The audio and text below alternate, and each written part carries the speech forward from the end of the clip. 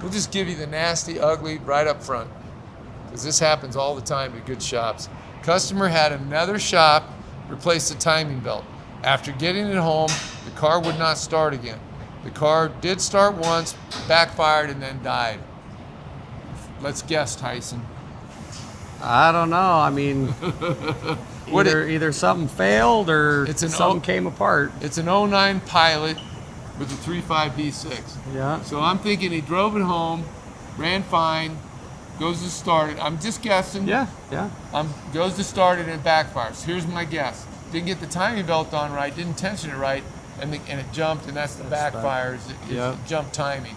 That's what I'm guessing. But you got to take a guess. You can't take mine. You got to take one. What's your guess?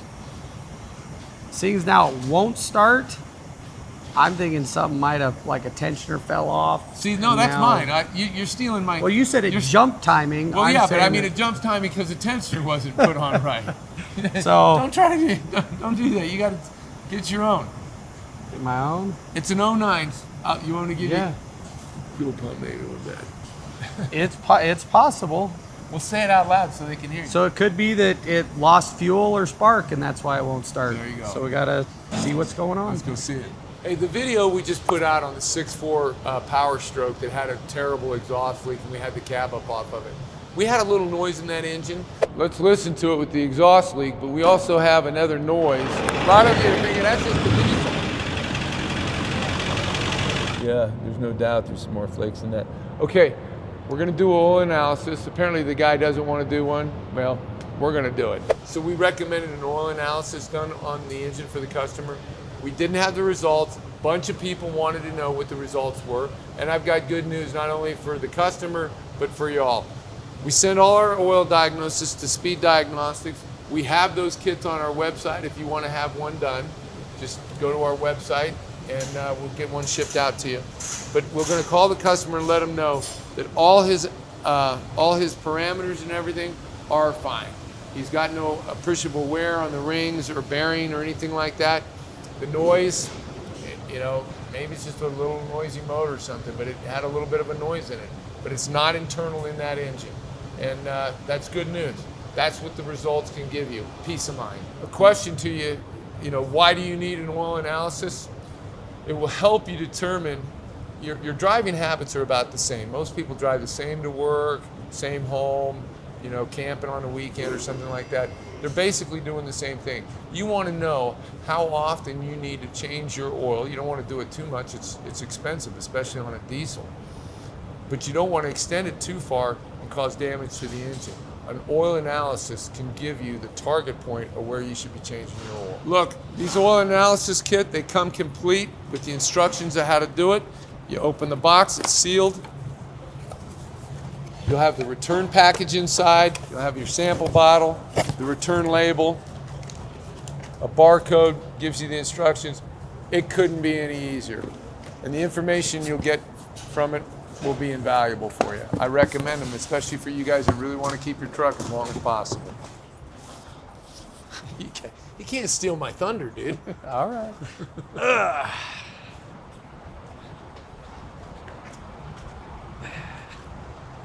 Good grief, there's a Maserati in here. Oh my gosh. Hopefully not for much longer. I know people think that we just work on trucks around here, but we don't.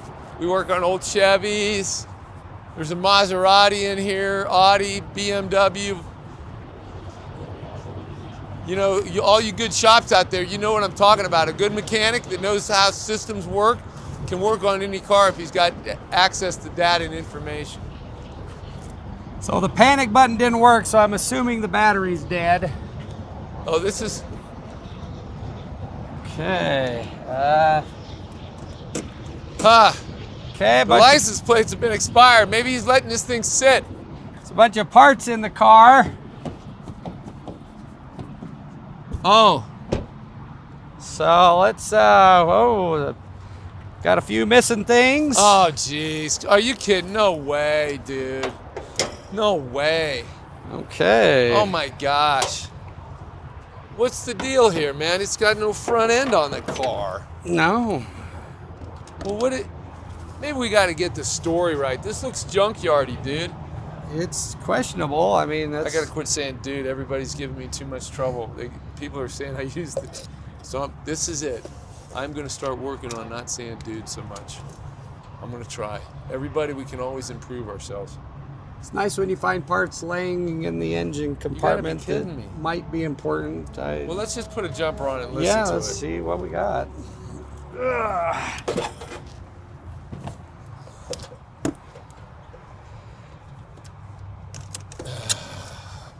You got a little pocket screwdriver on you, big man? Yeah.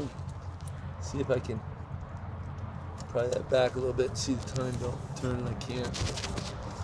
It's got a button on the front of that. Yeah, We'll just have to see how she sounds. I can see through the. Oh yeah, you can look through there. Just Okay. put your finger in there while I crank on it. Did you do that? Nope, I did not. I did not. You didn't do that on purpose, No. Tyson?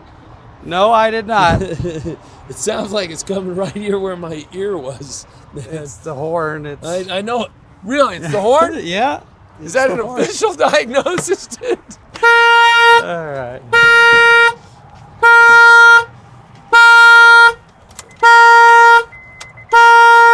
Where's that horn? Oh, here it is. Here it is.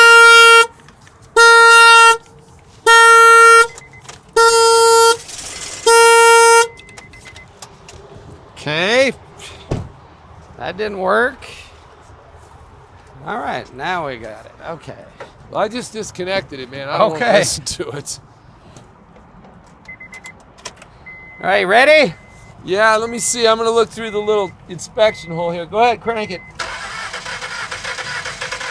Now the... Whoa! Whoa!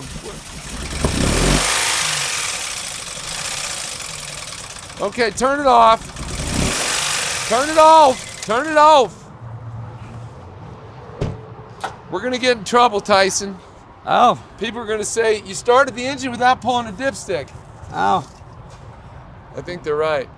Well, it's got oil in it. It actually looks like it's pretty freshly changed, too. So, boy, but it's making noise like it's been sitting for a while. Okay, I can't find the freaking... There it is. Okay, let's start it up again. See if Okay. Can't run for too long, but.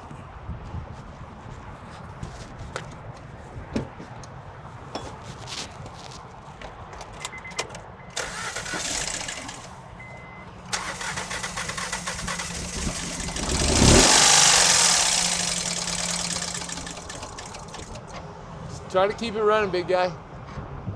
See, I didn't say dude. That was good, wasn't it? Get it running again? Yeah, come on.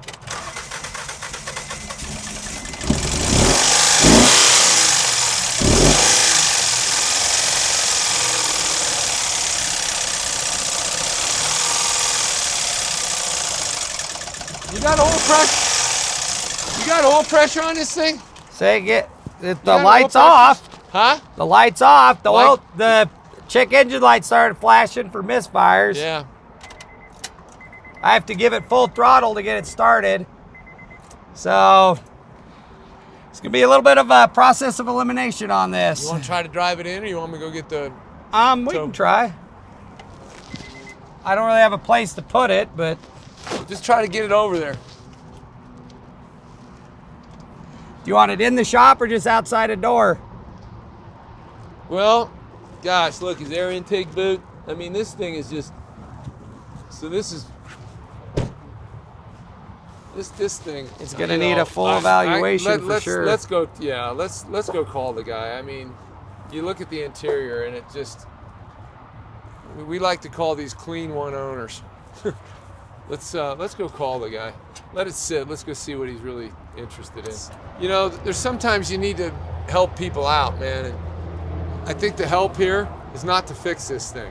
I think that's the help this guy needs. This guy's been working on his own stuff. Yeah, I'm gonna go help him out. Let's go talk to him. This is Dave at Dave's Auto in Centerville, Utah. Hey, how you doing? Good. You got a second? It sounds like I caught you running up a hill there. You got a second? Yeah, Hey, tell me about this Honda Pilot that you brought to me. Did you bring this down from Idaho? Yeah. Well, I appreciate. I'm sure you probably found me on social media. Is that why you brought that to me? Yeah, I follow you on TikTok. Well, thank you for that. Tell me about the car. It looks like, I mean, the front grille, the headlight assembly, the serpentine belts off of it. There's a bunch of bolts and parts laying in the car.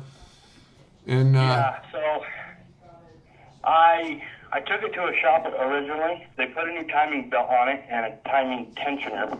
We went and picked it up, drove it for about a week, and it went kapooey. okay, so when you took it to him, was the front end, the headlight assembly, the bumper, and all that stuff, was it off of the vehicle then, or? No, so I was gonna work on the car myself. Well, what I'm wondering is, why did you take all that? I mean, why is all that removed off the car? Oh, so I could see if the timing belt broke, so I could get to it a little bit easier. Oh, okay. Well, I guess what I'm wondering is when it didn't run right after they worked on it, did you call them up and ask them, hey guys? And I couldn't get a hold of them. Still to this day, I got a little lawsuit going because, well, I'm trying in a way, but yeah, I can't get a hold of them.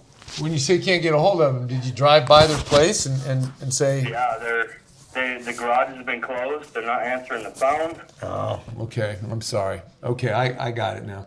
Listen, So, we got it up and running, but it sounds terrible. It's misfiring, the check engine light's flashing.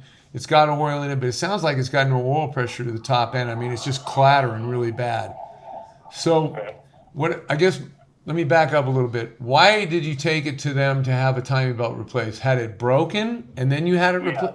So it broke. yeah, the belt broke on her. Yeah. Okay. So probably it sounds to me it's got misfires on it. I'm thinking that they put a timing belt on it and didn't let you know. This engine is famous for piston to valve interference when a timing belt breaks. Do you know what I'm talking about? A little bit.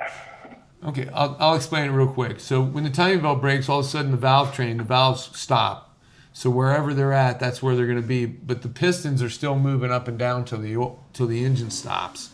And sometimes those pistons will come up and they'll smack a valve and bend it. And when that happens, that cylinder now is going to be dead. It won't have any compression.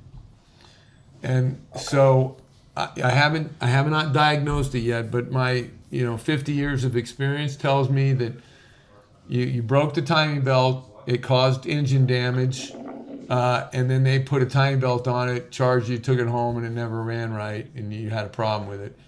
Yeah. This is going It to... was making a ticking noise. Yeah, it's making a really good ticking noise. I'm here to help you, but sometimes the help I give people is consulting with you on a good decision. I can tell you that further diagnosis on this by running a compression test is what I'd have to do to find out, okay, do I actually have a cylinder that's low compression because the valve got smacked? I'd have to run a compression test on the engine. Then the compression test is probably going to tell me what I really think I already know, because what you told me, the timing belt broke, and that's why you took it there to have the timing belt done. Then it's going to be like, okay, now we need to pull the heads off and fix it. And I've got a car here that's got 215,000 miles on it. And, my consulting to you is kind of leading me to think that maybe you ought to take your hard-earned money and spend it on something a little more, less of a headache. What do you think? Well, if it's going to cost me more than the car's worth. How much is the car worth? Oh, probably only a couple grand. Definitely going to cost you more than that. Yeah. Yep.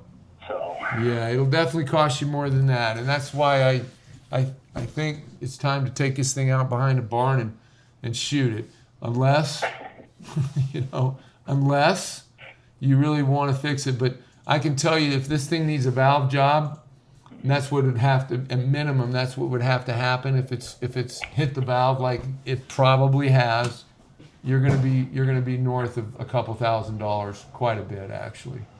And then you spent all that money on a 15, 16-year-old Honda with 200,000 miles on it. Yeah. All right, well, let me talk to the wife because it's hers. Okay. And, I'll make a note here, but what I want is I want happy customers. I want people to feel like they spent their money wisely. And honestly, I got to tell you, even if you told me to fix it, I think I'd be square up on. This is what I will tell you. I wouldn't do it. I wouldn't do it. From everything that I can see so far, the way the engine sounds, some of the other things that are obvious going to need to be fixed. You know, the air intake boot on the air filter is tore, so that means if it was running that way for I don't know how long, it's been sucking dirty, unfiltered air into the engine, which can cause ring damage and further degrade the engine that's already got 215,000 miles on it. There's all these red flags that say danger, danger. So I really think instead of spending money on this, go take her out used car shopping. Now, here's the best piece of advice I give you. Here it comes. Ready? Yeah. Before you buy a used car, you look it over yourself as best as you can. If you really want it, the best way to look that over, before you get your best deal on that used car, you make sure you look it over, and then you take it to a mechanic before you buy the car. all right. Don't take it to this shop. Obviously, they don't know what they're doing. But Yeah. but you do that, and I think you'll be ahead of the game, man. All right. Sounds good. All right, Jay. We'll wait to hear from you, and we'll but get back to us by tomorrow if you could. We'll take care of it. Thank you, man. Bye bye. All right, thank you. Bye. Sometimes that's what you should do, I think. Now we're here to serve our customers' needs, but I think most customers' needs are to spend the right amount of money to get a good product, and I don't think I can get that. There's no way I can do that on that car.